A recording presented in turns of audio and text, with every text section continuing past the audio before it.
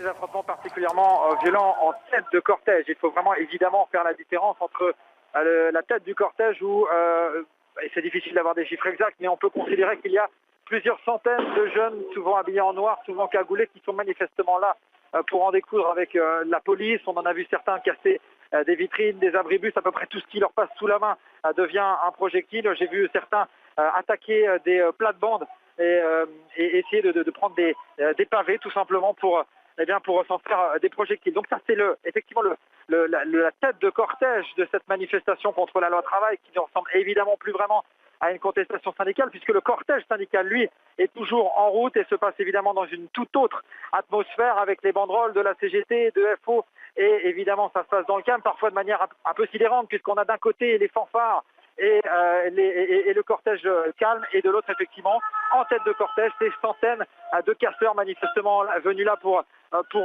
en découdre. On a assisté à plusieurs interpellations ici et là. Je vous parle actuellement en direct depuis le carrefour du métro Duroc où on voit un affrontement avec des pavés entre les forces de l'ordre et une centaine de jeunes extrêmement mobiles. Une situation assez chaotique, effectivement extrêmement violente, mais le cortège pour l'instant n'avance plus. Alors nous sommes maintenant à 14 interpellations pour le moment depuis le début de cette manifestation. Vous avez couvert de nombreuses manifestations ces dernières semaines. Clairement, nous sommes dans un autre stade. Là, les personnes encagoulées, les casseurs sont très très nombreux aujourd'hui.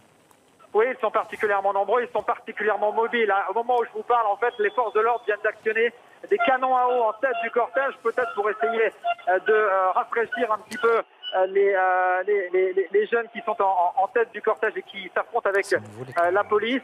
Effectivement, je dirais que ce que moi j'ai vu dans les récentes manifestations, notamment les manifestations lycéennes, on parlait de quelques dizaines de jeunes. Là, on est clairement sur une autre échelle. On faisait un petit décompte tout à l'heure et quasiment toute une partie du boulevard Montparnasse était pris par ces jeunes encagoulés.